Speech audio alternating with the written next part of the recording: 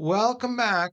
Well, for those of you that follow the stock market on a regular basis, you probably noticed the market's been quite strong following the Federal Reserve meeting.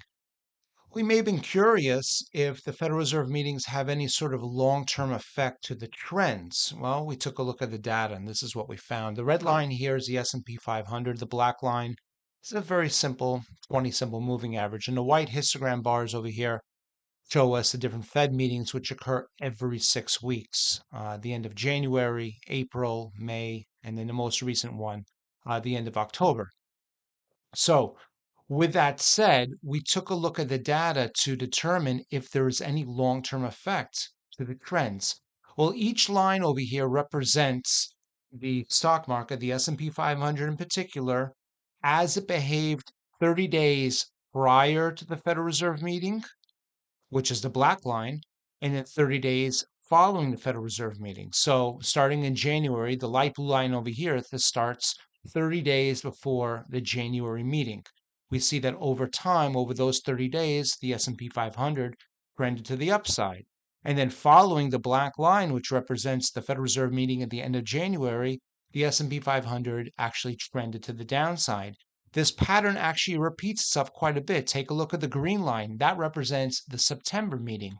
30 days before the September Federal Reserve meeting, we had an overall trend to the upside. And then following the meeting, we had a trend to the downside.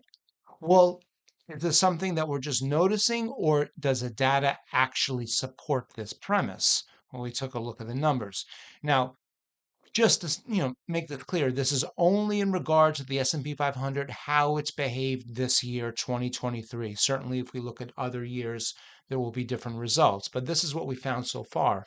Overall, there is a 42% negative correlation between the 30 days that run up to a Federal Reserve meeting and the 30 days that follow a Federal Reserve meeting. So, for example, in the month of January, the S&P 500 went up 6.2% in the 30 days leading up to the Federal Reserve meeting, which occurred at the end of January. And then it went down 2.3% in the 30 days following the Federal Reserve meeting. Now, a 42% negative correlation is actually a pretty strong indicator. A 100% correlation means that when one market moves 1 point, the other market will move also exactly 1 point.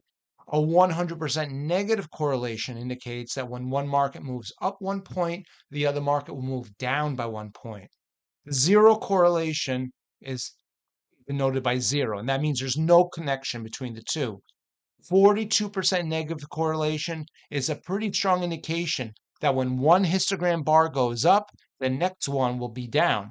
So in March, for example, the 30 days leading up to the Federal Reserve meeting, the S&P 500 was down 1.9%.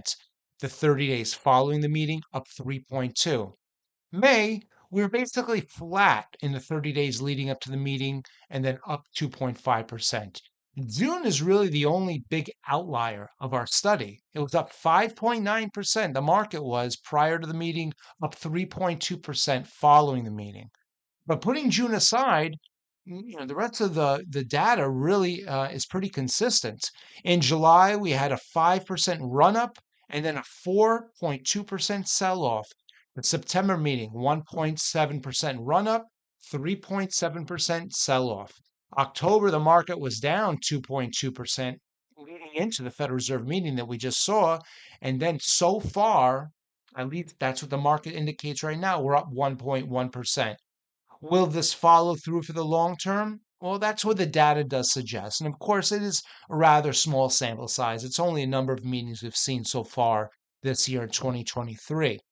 But if we apply another technical indicator like the 20 simple moving average, a black line, we could apply some sort of rule and we could say, well, if we see the market is above the 20 simple moving average leading up to the meeting, look for the market to either hold on to that line or better yet, cross back below.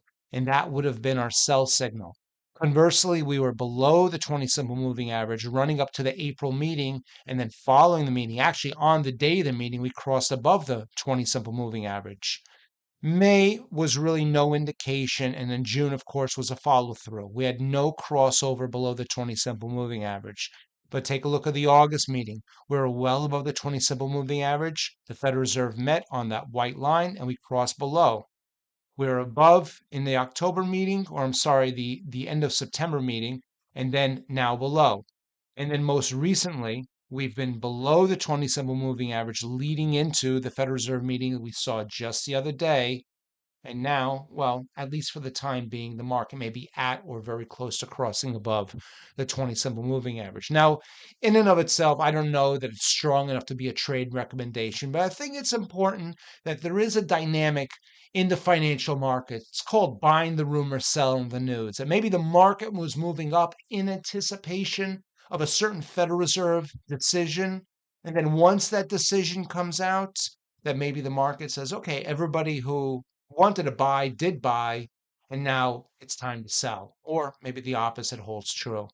But the data, 42% negative correlation, is pretty interesting that there's such a strong relationship that the market, generally speaking, tends to move in the opposite direction following the Federal Reserve meeting in the 30 days leading up to the meeting and the 30 days following the meeting. Please tell us what you think. If this pattern is something that we should put a lot of stock on, or is it very simply an anomaly? We hope this has been helpful. We look forward to seeing you back soon.